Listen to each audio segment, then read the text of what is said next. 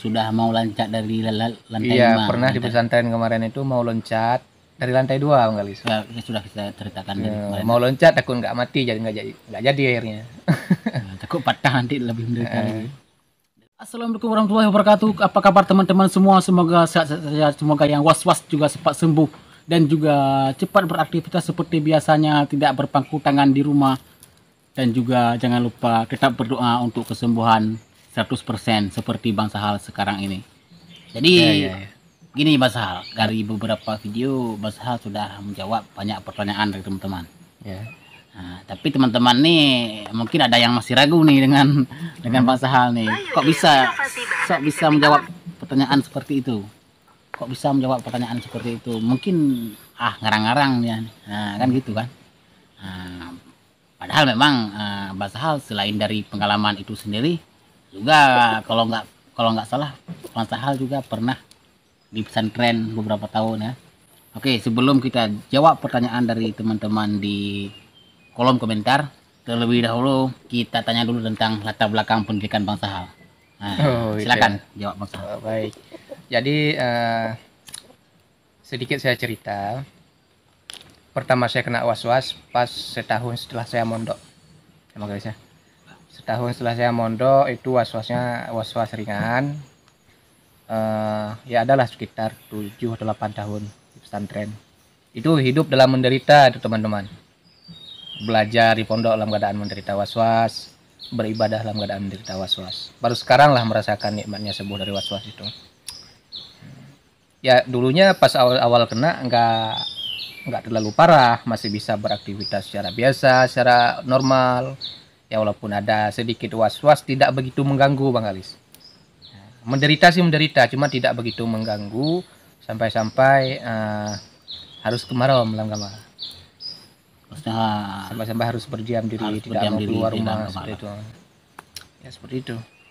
Lantas Bang Sahal ketika menderita was-was yang semakin hari semakin parah itu langsung berhenti dari pesantren? Enggak, itu berhenti pas sudah sangat parah. Yang sudah mau loncat dari lantai 5. Iya, pernah di pesantren kemarin itu mau loncat dari lantai 2 Bang Galis. Ya, sudah kita ceritakan dari kemarin. Mau loncat takut nggak mati, jadi nggak jadi akhirnya. Takut patah nanti lebih menderita lagi.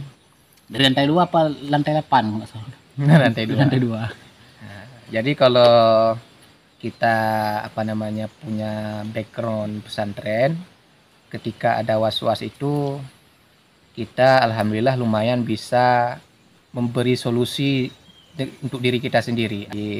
Sedikit ilmu yang kita dapatkan di pesantren itu yang menjadi solusi. Seperti yang dikatakan bahwasanya was-was itu adalah tanda kejelasan iman. Itu kan ada hadis dari Nabi. Nah, bagaimana cara kita memahami ini? Itu tentunya perlu pemahaman yang matang. Yang itu bisa menjadi nasihat buat diri kita sendiri. Nah, sementara untuk teman-teman yang memang wasnya datang secara tiba-tiba setelah teman-teman itu hijrah, sementara bekal belum ada pada diri teman-teman, ya itu jangan malu-malu bertanya kepada ustadz-ustadz, para kiai-kiai, ya, karena orang yang menderita was-was ini barangkali seringkali meremehkan perkara ini. Mereka meremehkan pendapat orang lain dan mereka tidak mau bertanya, sehingga mereka hanya mengkomparasikan pikiran mereka dengan was-was itu.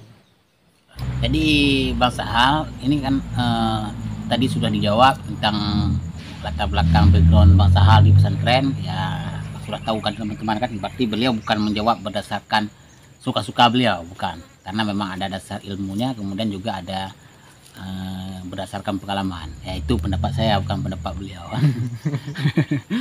Jadi ada lagi pertanyaan Mas Sahal. Ini beberapa banyak orang yang mengalami was-was berdasarkan agama atau mengalami was-was umum, misalnya was-was biasa gitu, was-was tentang menutup jendela, tutup pintu kan. Itu seberapa banyak persentasenya antara was-was agama sama was-was ini? Berapa besar potensinya misalnya kalau orang masuk pesantren sama nggak masuk pesantren terhadap was-was? Banyak orang yang was-was masalah agama karena kalau masalah agama ini jelas ini adalah bisikan dari setan. Jadi ketika seseorang mulai mendalami agama, itu setan mulai bermain. Nabi mengatakan ketika sahabat melaporkan kepada Nabi, ya Rasulullah, saya merasakan sesuatu yang seandainya saya menjadi merpati itu lebih baik untuk saya. Seandainya saya dijatuhkan dari langit itu lebih baik untuk saya daripada saya harus mengatakan sesuatu yang ada dalam hati saya. Nah, ini kan was-was menghina Allah, was-was pertanyaan tentang asal-usul Allah. Biasanya seperti itu kan. Nah, itu Nabi mengatakan Maha Suci Allah. Nah, Maha Suci Allah yang setan tidak mampu mengganggu lagi, melainkan hanya sebagai bisikan saja. Artinya apa? Ketika iman kita sudah kuat, ketika kita tidak meninggalkan lagi ibadah dan kita tidak lagi bermaksiat, itu setan kewalahan. Sehingga tidak ada celah lagi untuk menyesatkan kita, melainkan hanya dengan bisikan was-was. Makanya dalam hadis lain mengatakan Nabi mengatakan was-was itu sarihul iman, tanda kejelasan iman. Nah, jadi itulah penyebabnya was-was agama lebih banyak, persentasenya lebih besar dibandingkan dengan was-was umum. Karena was-was umum itu bisa saja siapa saja bisa mengalami, bahkan orang kafir sekalipun. Maksudnya orang yang bukan beragama Islam. Ya. Kan lanjut ke kepelek. Ayo tak terhenti.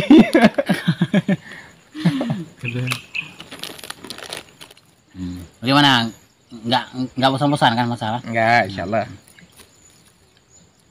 Karena saya jujur saya banyak bertanya nih, tapi pertanyaan dari teman-teman. Ini ada yang tanya Pak Sahal. Apakah hadis tentang air itu sahih?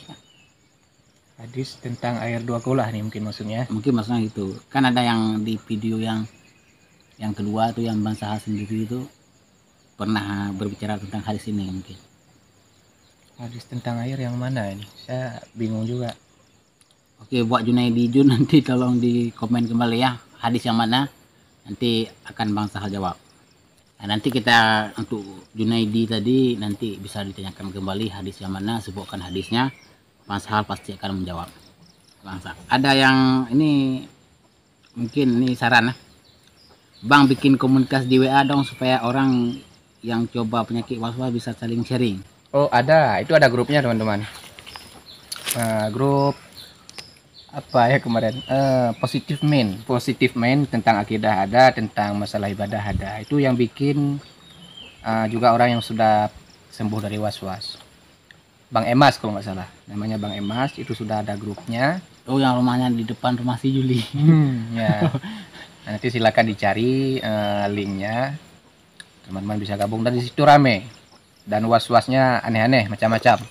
Ada juga yang was-was, Bang saya bekerja di suatu perusahaan katanya, cuman di sela-sela jam istirahat saya sempatkan untuk posting produk yang saya jual melalui media sosial katanya. Apakah saya pendapatan dari penjualan saya ini halal atau enggak, karena mengganggu waktu saya bekerja di perusahaan tersebut. Terus saya jawab, was-wasnya kebangetan. Sampai-sampai saya diledekin dalam grup, jangan diketawakan, itu orang lagi butuh jawaban kenapa diketawakan katanya. Memang harus gitu saya jawab, memang harus gitu. Orang was-was yang sudah separah itu harus ditekan, harus diajak-ajak, enggak diajak juga, harus ditekan. Dan kita gimana ya, kita harus memberikan pandangan kepada dia bahwasanya was-wasnya itu tidak baik. Nah, kalau Buya Yahya langsung goblok. Orang was-was itu bodoh, goblok katanya. Jadi orang was-was itu harus diintimidasi. Diintimidasi lah.